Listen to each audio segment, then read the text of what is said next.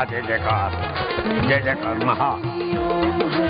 हरि हरि बोल।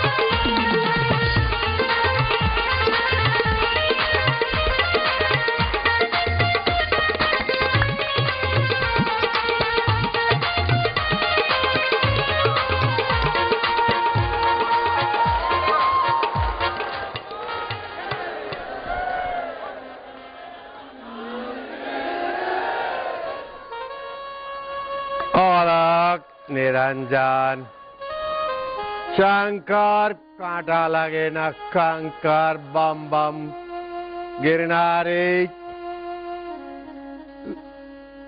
क्या हाल चाल है?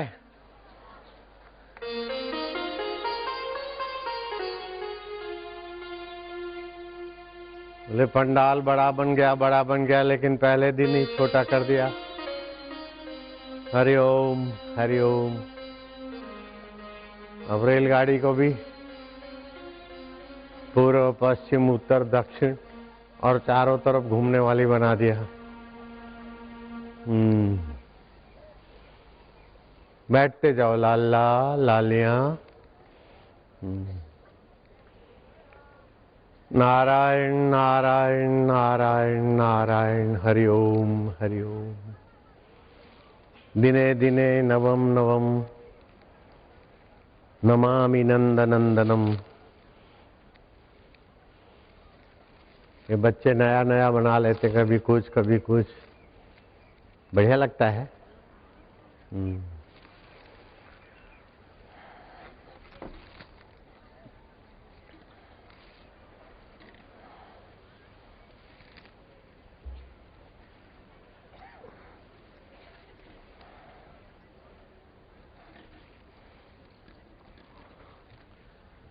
मनुष्य को जो चीज चाहिए वो उसके पास सहज सुलभ है। जैसे सबसे कीमती बहुत जरूरी श्वास चाहिए, सहज सुलभ है। पानी है तो निःशुल्क मिल सकता है जीने के लिए, पानी पीने के लिए। भोजन है तो सादगी से मिल जाता है। लेकिन चटोरापन चाहिए, वाइन चाहिए, शराब चाहिए, फलाना चाहिए, इसी गंदगी के लिए ही ज्यादा समय खर्च होता है।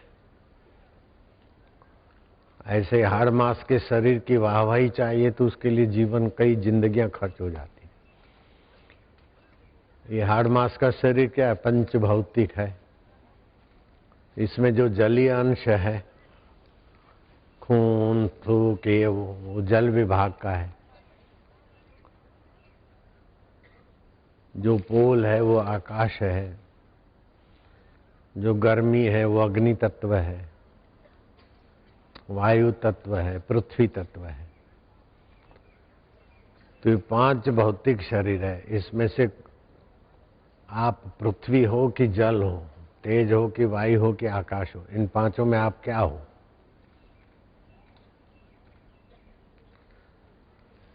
एक हो कि पांचों हो? बोलो, बताओ कुछ। एक हो कि पांचों हो? तुम पांचों हो? न तुम एक हो न तुम पांचों हो। रोज जल बदलता है, भोजन पृथ्वी तत्व भी बदलता है, वायु भी बदलता रहता है, आकाश भी बदलता रहता है। और इस शरीर को अगर मैं मानते हो तो ये टिकेगा तो है नहीं। बचपन चला गया, जवानी बदल रही है, तो शरीर तो मर जाएगा। तो तुम एक भी नहीं हो, 5 भी नहीं हो। बिल्कुल पक्की बात है। अगर मैं झूठ बोलूं तो तुम अभी मरो, देर मत करो। तुमको लगता है कि मैं झूठ बोलूंगा? अपने प्यारों की कसम झूठी खाऊंगा? मरे तुम्हारा पाप, दुख, चिंता, अज्ञान, तुम क्यों मरो?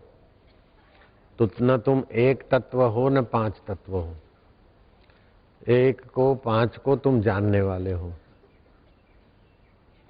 आकाश का गुण शोभ है, वायु का गुण काम है, अग्नि का गुण क्रोध है, जल का गुण मोह है, पृथ्वी का गुण भय है।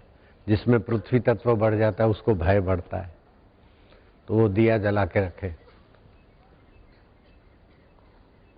ओमकार का गुंजन करे तो भय कम हो जाएगा। जीवन रसायन पुस्तक पढ़े, भय कम हो जाएगा। जब पृथ्वी की तन्मात्रा बढ़ती है शरीर में, स्वभाव में, तो आदमी भयभीत होता है। अगर जल की मात्रा बढ़ती है, अग्नि की मात्रा बढ़ती है, तो क्रोध होता है। क्यों भाई?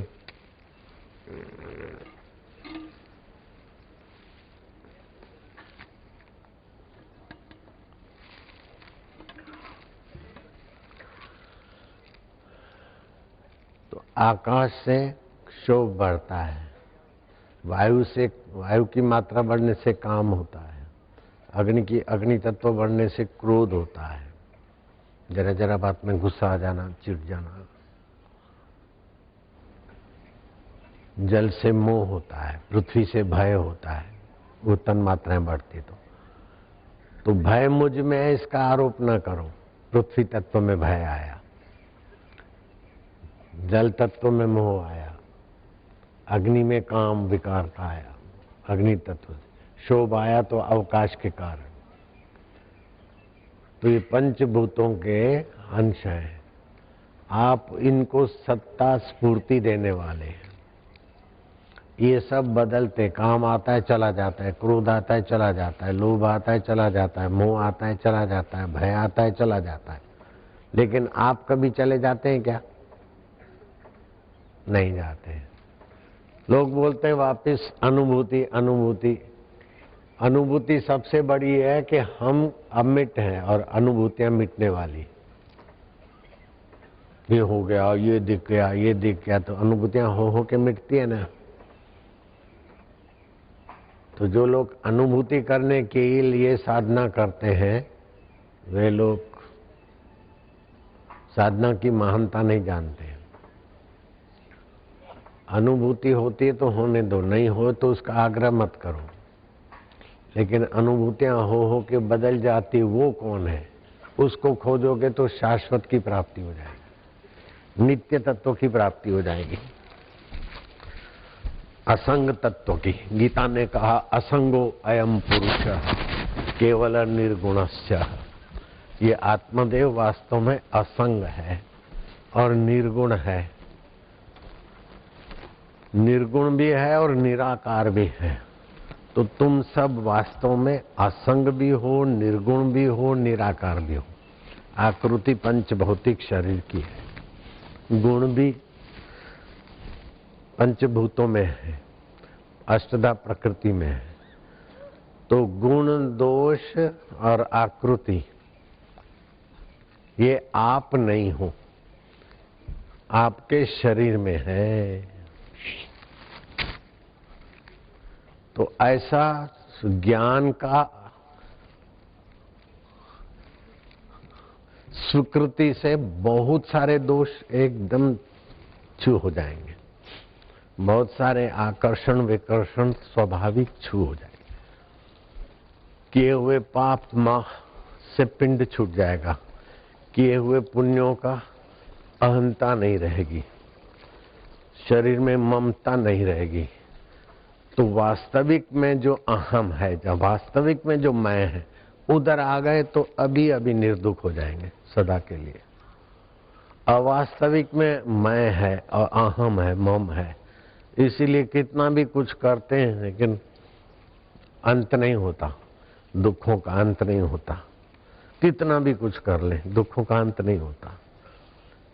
क्यों कि दुखालय संसार, दुखालय शरीर को मैं और मेरा मानकर कर रहे हैं,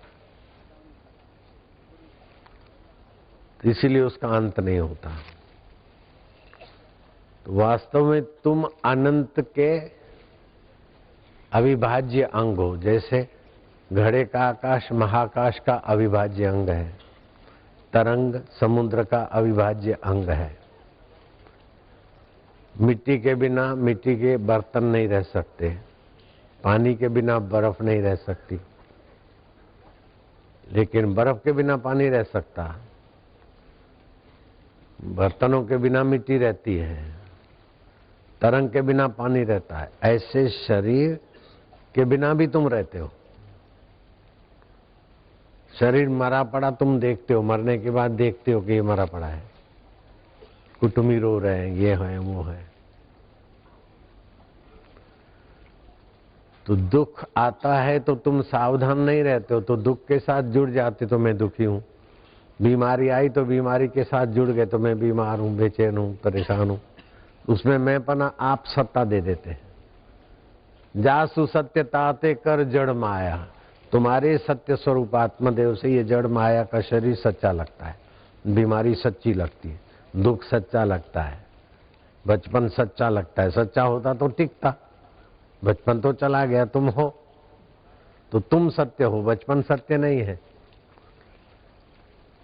तुम सत्य हो, बचपन सत्य नहीं, तो बचपन की मूर्खता भी सत्य नहीं है, बचपन की होशियारी भी सत्य नहीं है। ऐसे ही जवानी का काम क्रोध भी सत्य नहीं है, लोभ मोह भी सत्य नहीं है, ये गुण पंचभूतों के हैं। तो सत्य तो तुम हो, लेकिन तुम जिससे जुड़ जाते हो सब सत्य सत्य सत्य लगते हैं। तुम जिस वस्तु को महत्व देते हो वो प्रभावशाली हो जाती है। आहा कितना अच्छा है, अब इसका महत्व तुमने दिया और तुम्हारा ही रस इसमें प्रवाहित हो गया, तो ये बेकार हो गया। तो तुम सतरूप हो, चेतन रूप हो, रस रूप हो। जिस चीज को तुम महत्व देते हो वो रसीली हो जाती है। तो शरीरों में गंदगी, नाक में लीट भरी है, मुंह में थूक भरी है,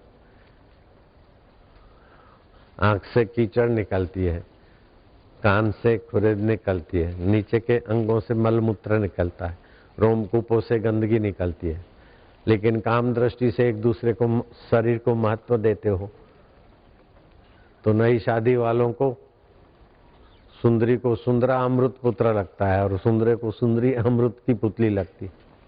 फिर जब लड़ते झगड़ते तो बोले राण तू तो चंद्रमुखी नहीं है, तू तो ज्वालामुखी है, तो तू प्राणनाथ नहीं है, तू तो अनाथ है, मेरे को अनाथ कर दिया। फिर लड़ते तो ऐसे लड़ते।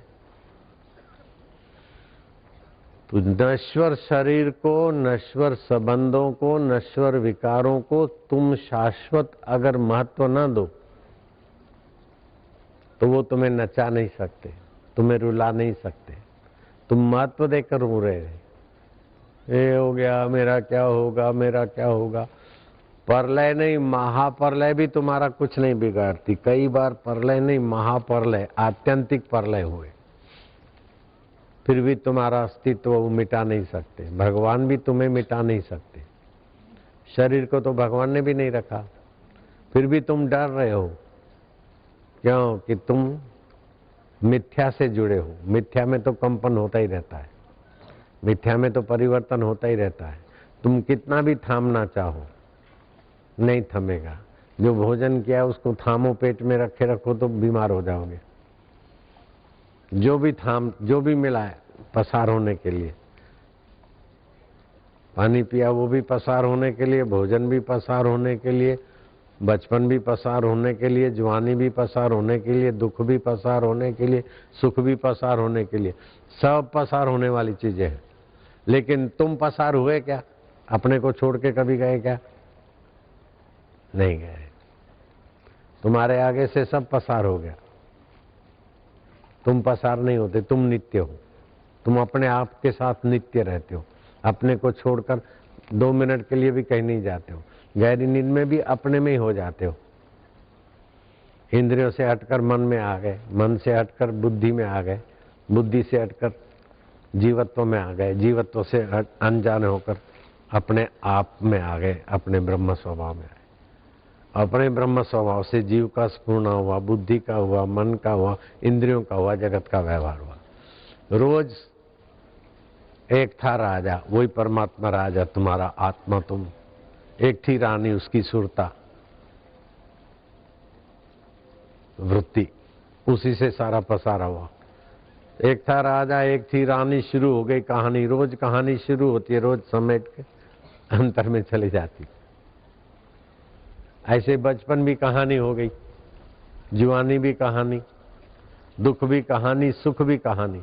लेकिन कहानी को जानने वाला कौन है?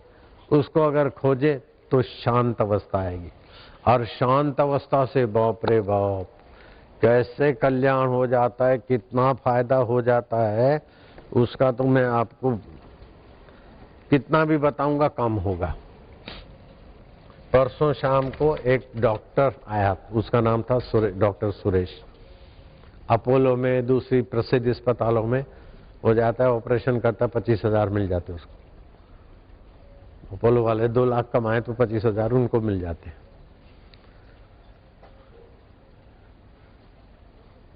ये मैंने अनुमानित कहा, उसने बोला 25 मिलता है। मैंने कहा कितना मिलता है एक दिन जाने में? तो बोले 25,000 मिलता है। तो जैसे ऑपरेशन ये वो होता है। तो वो डॉक्टर कहीं अमेरिका गया था और देखा सफेद सफेद कुछ संस्था, अंदर गया। वहां के संचालक ने कहा यहां बैठो और शांत हो जाओ। उसको जो बताया ऐसा उसने कर लिया। उसने आके मेरे को बताया कि मेरी कॉफी छूट गई, एग्स छूट गए, वाइन, विस्की छूट गया, मीट छूट गया। बाद में पता चला कि वो महाराज आसाराम बापू हैं। फिर इधर में आया हूं।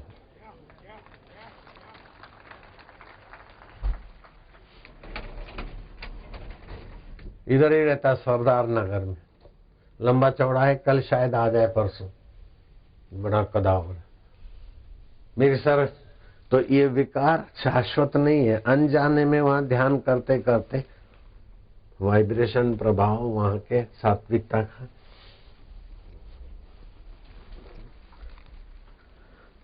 तो बोले बाईपास सर्जरी आदि करनी हो, कोई गरीब हो तो उसको हम रियायत से कर देंगे, आप बोलेंगे तो फ्री में भी कर देंगे।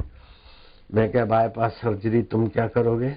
यहाँ बड़े बड़े बाईपास सर्जरी करने वाले यहाँ से लिक्विड ले जाते हैं। वो बात बताई तो खुद भी लिक्विड लेके गया 1 बोतल। मैं क्या, इसी से ब्लॉकेज खुल जाता है।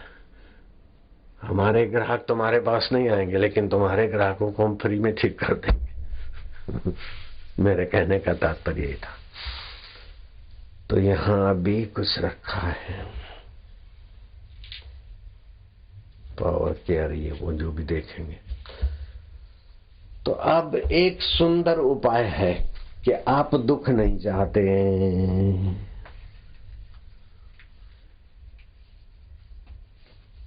विकार दुख दिए बिना छोड़ते नहीं, तो आप विकार भी नहीं चाहते। हकीकत में विकारों से आनंद चाहते, सुख चाहते। अगर आपको शुद्ध सुख और आनंद मिल जाए तो फिर आप विकारी जीवन से अपने आप को उठा हुआ मानकर खुश होते। वो बहुत खुश हुआ था, मेरा ये सब छूट गया, बहुत, आई एम वेरी हैप्पी, बहुत खुश हूं मैं। और वो अभी आएगा, 1-2 दिन में आ जाएगा लगता है।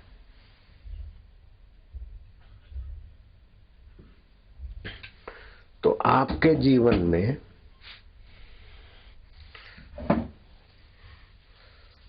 वो चीज मिल जाए जिसका स्वाद लेते लेते लेते लेते लेते आप पूर्णता को पा लें। इसी को बोलते पूर्ण गुरु कृपा मिली, पूर्ण गुरु का ज्ञान।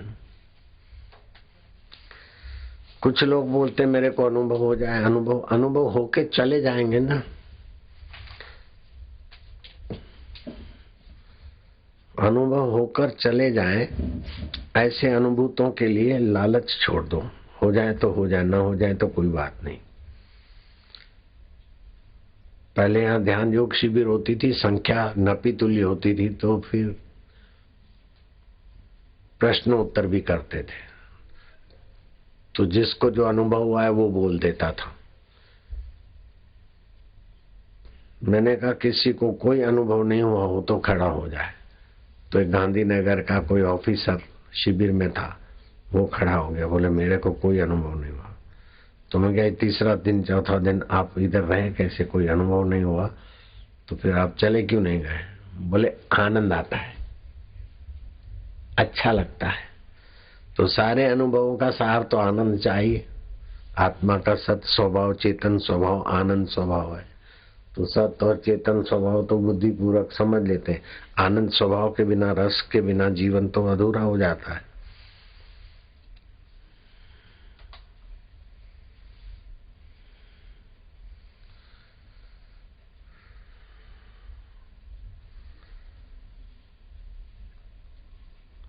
जिसको ये बात समझ में आ गई कि आत्मा सतरूप है, चेतन रूप है, आनंद रूप है, वो अपने आनंद स्वभाव में इतना उन्नत, इतना महान हो जाता है कि मनुष्यता की आखिरी ऊंचाई तक पहुंच जाता है।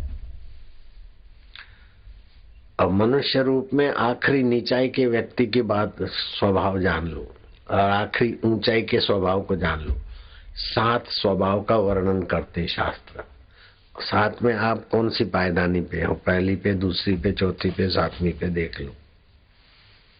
सबसे नीच में नीच मनोवृत्ति उसी की होती है जो अपनी हानि करके भी दूसरों को सताए, दूसरों को दुखी करके मजा ले।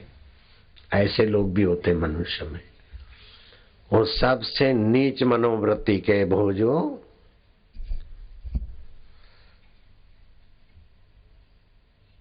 वो ऐसी कोई नीच योनियों से आए हैं। जैसे चूहा अपना समय खराब करके भी आपके कपड़े काट के चला जाएगा। और भी प्राणी, उनको लेना देना नहीं। अमेरिका में ऐसे लोग मैंने देखे कि बैठे घंटों भर, मछली फंसी, ऊंची किया, तड़फाई, मर गई, फिर उसी तालाब में छोड़ दी।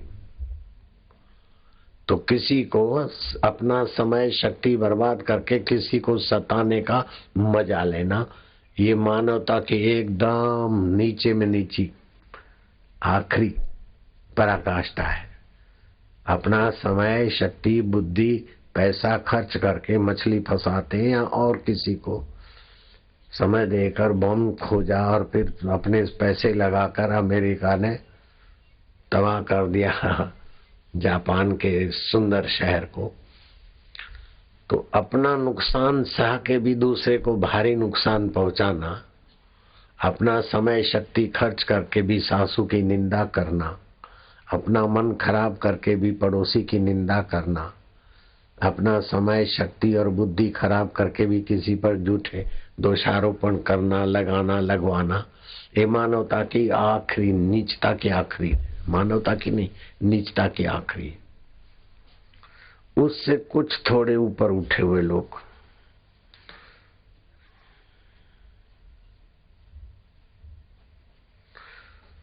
वो अपनी जान और अपना सब बचाकर, दूसरों की हानि होती हो तो कोई बात नहीं, लेकिन अपने को फायदा तो हो रहा है ना। अपनी हानि को बचाकर दूसरे को हानि देकर भी लौकिक फायदे में जो उलझे हुए, वो 6ठे नंबर के होते हैं। 5वें नंबर के वे होते हैं जो अपने लाभ के लिए दूसरों को हानि पहुंचाए तो कोई बात नहीं, अपना लाभ होता हो। और चौथे नंबर के ये हैं कि अपने लाभ में दूसरे की हानि, चलो क्या करें, सहना पड़ता है, नहीं होती तो अच्छा है, लेकिन अब क्या करें। दूसरे की हानि दिखती है, अच्छी नहीं लगती, लेकिन सह लेते हैं दूसरे की हानि, अपने लाभ को महत्व देते हैं। तीसरे नंबर के वे लोग होते हैं कि अपना ही लाभ, दूसरे की चिंता नहीं करते। दूसरे नंबर के वे लोग होते हैं कि अपनी हानि न हो और दूसरे को लाभ हो। और पहले नंबर के वे लोग हैं कि अपना तन, अपना मन, अपनी योग्यता, अपना सब कुछ खर्च हो जाए और दूसरे लोग उन्नत होते। वो महात्मनस्तु माम पार्थ देवीम प्रकृतिम आश्रिता, वो महात्मा पुरुष है। अपने तन को, अपने मन को, अपनी योग्यताओं को खर्च करके भी दूसरों की उन्नति चाहे। दूसरों की उन्नति से ही उनको परितृप्ति है, क्योंकि दूसरों के रूप में अपने को ही देखते हैं। भगवान ऐसे पुरुषों के लिए कहते हैं महात्मनस्तु माम पार्थ दैवीम प्रकृतिम आश्रिता, मुझ परमात्मा देव की प्रकृति का आश्रय उन्होंने लिया है। जैसे भगवान अपना बड़प्पन छोड़कर भी पुत्र होना स्वीकार कर लेते, मित्र होना स्वीकार कर लेते, नृत्य सीखना स्वीकार कर लेते, थप्पड़ खाना स्वीकार कर लेते हैं। तुमने तो सत्संग के प्रसंग सुने हैं। सचिनवरी छाछ पर नाचना स्वीकार कर लेते हैं, हाय सीते करके रोना स्वीकार कर लेते हैं। हे भैया लक्ष्मण, लक्ष्मण में अयोध्या में क्या मुंह दिखाऊंगा, ऐसा करने को भी स्वीकार कर लेते हैं। प्रातः समय उठ रघुनाथा, माता पिता गुरु नावई माथा, ये सब स्वीकार करके भी हमारा मंगल चाहें, क्योंकि हमारे रूप में वो अपने को ही देखते, अपने रूप में हम ही को देखते। ये ज्ञानमयी दृष्टि महापुरुषों की, भगवान की है। अब 7 दृष्टि है, फिर से बोलता हूं। अपनी लौकिक हानि आदि दैविक खर्च, आध्यात्मिक खर्च करके भी दूसरों को उन्नत करना, ये महापुरुषों की दृष्टि है। उत्तम पुरुष के, महान पुरुष के लक्षण है। उससे थोड़ा कम अपनी हानि न हो और दूसरों को लाभ हो जाए, ये दूसरे नंबर का। तीसरे का अपना ही लाभ हो, दूसरे की चिंता नहीं। और चौथे नंबर का अपना लाभ से दूसरे की हानि होती हो तो सह लेंगे, चलो जाने दो, होती तो क्या करें, अपने को तो लाभ होता है ना। 5वें वे लोग होते अपने लाभ के लिए दूसरों को हानि पहुंचा देते फटाक से। 6ठे उनसे भी गिरे होते हैं कि अपनी जान बचाकर दूसरों की हानि करके अपना लाभ होता है तो देर मत करो। और 7वें इतने नीच होते हैं कि अपना लाभ हो चाहे अपनी हानि हो, दूसरे को तड़पाओ, दूसरे को दुख दो, दूसरों को सताओ। वे फिर बुरी तरह सताए जाते हैं, लेकिन दूसरे को सता के सुखी होने में जो लगे, वो मानवता की एकदम अत्यंत नीचता पे है। उनको मानव कहना भी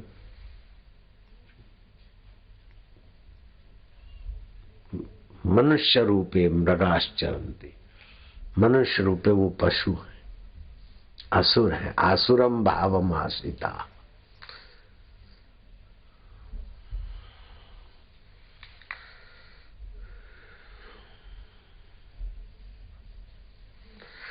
जो सत्य की ओर प्रवृत्त होना चाहते हैं उनको अपने जीवन में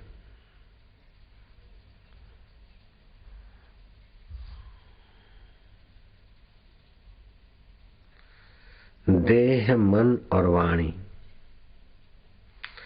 इन 3 को नियंत्रित करना चाहिए। देह से उच्छृंखलता न हो, मन की उच्छृंखलता न हो, वाणी की उच्छृंखलता न हो। इन 3 पर ध्यान दें तो वे लोग उन्नति को पा लेंगे। शरीर की उच्छृंखलता, न खाने जैसा खा लिए, न सोने जैसा सो लिए, न करने जैसा कर लिया, विकारों में पड़े रहे, ये शारीरिक उच्छृंखलता है। टाइम से खाया, टाइम से रहे, टाइम से, अब दही और जामफल खा लिया, ये शारीरिक उद्दंडता है, मानसिक बेवकूफी। दही और जामफल खाना, एकदम कफ बनेगा। जामफल भी कफ वाले, दही भी कफ बने, जठरा मंद हो जाएगी, खाया हुआ पचेगा नहीं, बुखार शुरू हो जाएगा। अमृत बोलते जामफल को।